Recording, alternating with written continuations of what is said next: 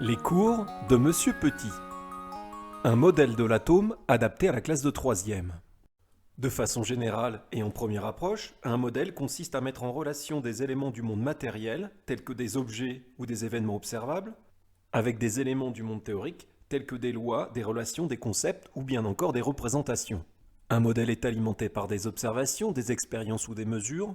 Il permet de décrire de manière théorique une situation, ce qui permet parfois d'interpréter de nouvelles observations et de faire des prévisions.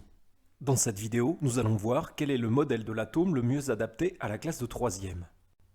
Tout au long de son histoire, l'humain a développé divers modèles de l'atome. Le premier, imaginé sans réelle preuve expérimentale, fut l'atome insécable de Démocrite. Modèle ressuscité par Dalton au début du 19e siècle pour expliquer la conservation de la masse et de la matière lors d'une transformation chimique. Modèle qui fut remis en cause en 1895 par Thomson lors de la découverte de l'électron.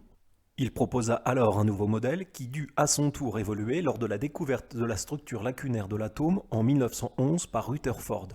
De nombreux modèles d'atomes ont succédé au modèle de Rutherford, aboutissant de nos jours à des modèles d'atomes relativement complexes. En classe de 3e, nous nous contenterons d'un modèle qui permet d'interpréter de manière théorique des observations telles que la neutralité électrique des atomes, l'existence de différents types d'atomes, la nature du courant électrique dans les métaux, l'existence et la formation des ions, ou bien encore la nature du courant électrique dans les solutions aqueuses. Dans ce modèle, l'atome est représenté par une sphère d'environ 10 exposant moins 10 mètres de diamètre. Cette sphère est constituée à 99,9% de vide. Au centre de cette sphère se trouve un noyau. Ce noyau est quasiment immobile. Le noyau est constitué de particules appelées des nucléons. Ces nucléons peuvent être des protons de charge électrique positive, une charge élémentaire positive une fois plus, ou bien des neutrons de charge électrique nulle, c'est-à-dire zéro. Le noyau renferme la quasi-totalité de la masse de l'atome, bien qu'il soit environ 100 000 fois plus petit que l'atome lui-même, avec un diamètre d'environ 10 exposant moins 15 mètres. Le noyau est entouré de particules appelées des électrons. Les électrons sont en mouvement et possèdent tous une charge électrique élémentaire négative une fois moins. Les électrons sont très légers et possèdent une très faible masse et peuvent, le cas échéant, quitter la sphère atomique. Utilisons ce modèle pour représenter un atome d'hydrogène, de symbole H, de numéro atomique Z égale à 1 et de nombre de masse A égale à 1. Commençons par représenter la sphère atomique au centre de laquelle nous plaçons un noyau. Dans le cas d'un atome d'hydrogène, ce noyau est constitué d'un seul nucléon, qui est ici un proton, de charge une fois plus, c'est-à-dire une charge élémentaire positive. Autour de ce proton se trouve un électron, de charge une fois moins, c'est-à-dire une charge élémentaire négative. Ce modèle de l'atome nous montre bien qu'un atome d'hydrogène, comme tous les atomes, est globalement électriquement neutre. Une charge élémentaire positive due à un proton dans le noyau, plus une charge élémentaire négative due à un électron dans le nuage électronique, donne bien un bilan des charges électriques nul.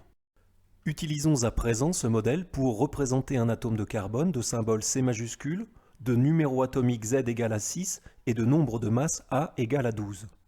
Comme dans tous les atomes, nous trouvons au centre un noyau.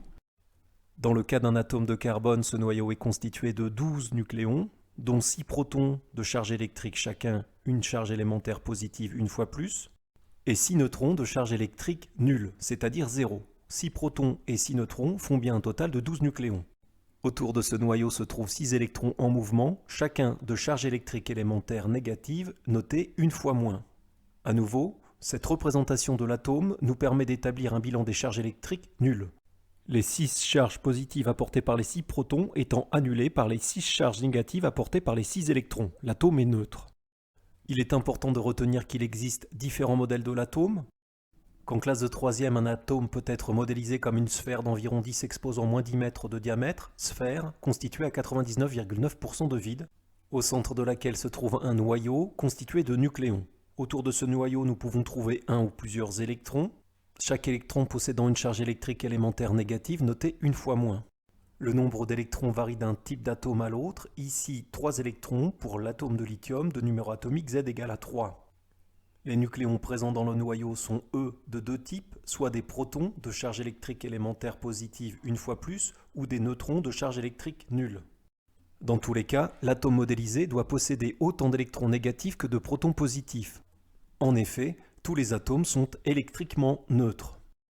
J'espère que cette vidéo vous aura permis de bien comprendre comment modéliser un atome en classe de 3e. Je vous souhaite à présent un bon travail et je vous dis à bientôt.